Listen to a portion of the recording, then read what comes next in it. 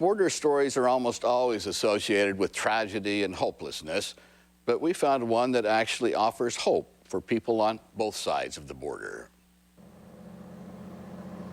This is Gil Gillenwater's part of the world, a place called Paradise Valley.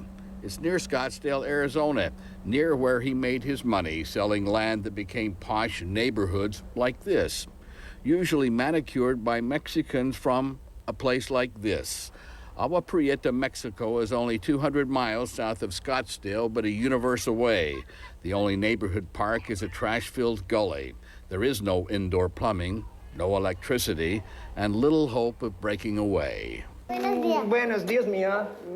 But it's in this world that Gil Gillenwater found himself. You come to Agua Prieta, you spend 3 days and you smell the smells and see the sights and touch and feel, and it becomes visceral. Then it becomes a part of who you are. It's not intellectual anymore. You understand. And you understand also that by the grace of God, you were born over there and that you can make a difference.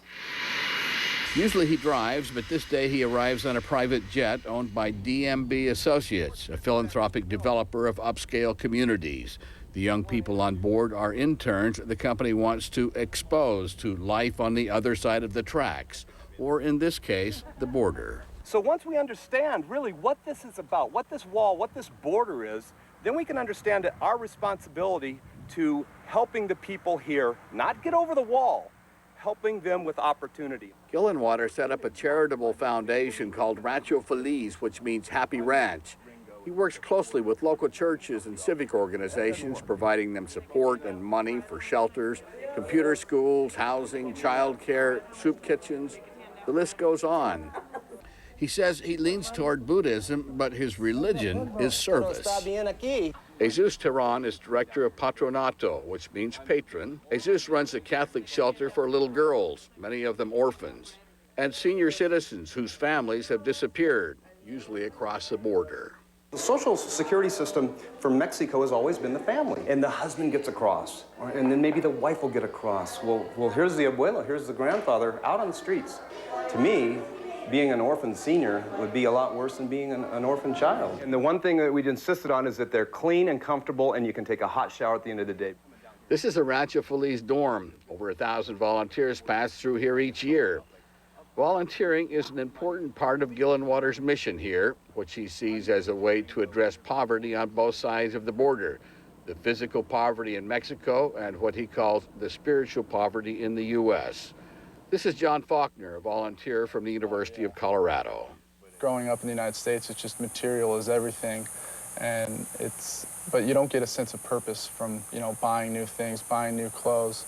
But helping other people, helping change lives is a different type of happiness, and it's much more fulfilling. Volunteers are handing out bags with enough food to supply a family for 3 days. Beans, rice, cereal, sugar. It's an exception to the Gillenwater rule, which is, I want them to contribute toward receiving. Anything will do, even if it's just picking up the trash or washing cars. It doesn't matter which church they belong to, as long as they're hungry, and so many are. They're welcome to this Baptist soup kitchen, sponsored in part by Rancho Feliz. I see the world in each child, and every time we help one of them, that's enough. The turning point for Gil Gillenwater came at the Thanksgiving table in 1987. He was sitting there surrounded by enough food to feed a neighborhood, a man with just about everything, except he suddenly realized purpose. So he and his brother loaded up their car with $2,000 worth of groceries and headed south. Gillenwater found his purpose here in the barrios of Agua Prieta. I live in a very insular culture. I have an air-conditioned home, I have an air-conditioned car, I have all my clothes. I really don't do a lot that I don't want to have to do. And that's a nice way to live, but there's not a lot of purpose in that. It almost becomes a weighted existence. But now the weight has been lifted. This is his friend of 30 years, businessman Haile Falkner. It's part of him, and can't say what caused the change or anything else, but something created a change in him, and I can't put my finger on it, but I saw it when it happened. I come down here, I help a child get into school, I help somebody put a roof on their house, and I have purpose. I feel like I'm making a difference in this world. Okay, guys, let's go. The former university football star has raised millions of dollars for Rancho Feliz by dipping into his own pockets, tapping rich corporations, and sponsoring marathon sporting events like this mountain bike race. Each participant pledges to raise several $1,000s. This will be the kitchen. The new housing project is his pride and joy. The homes are nicer than many in Agua Prieta. Those who live here must qualify to pay $80 a month and agree to the adult education courses offered residents. There's also a computer school here. The ultimate objective is to establish a community where people live together in the spirit of community, in the spirit of helping each other, where they can raise their families with dignity and get their kids through school. He worries about raising enough money to pay for this, the largest daycare center within hundreds of miles.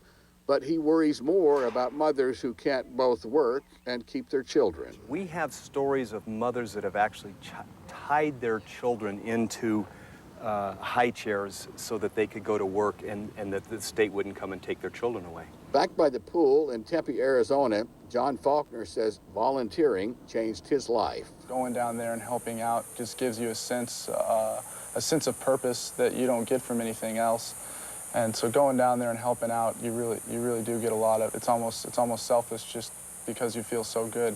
My contention is that if you want your life to go better, you want your relationships to go better, you want your job to go better, serve. Serve. Give it away, give it up, because it comes back tenfold.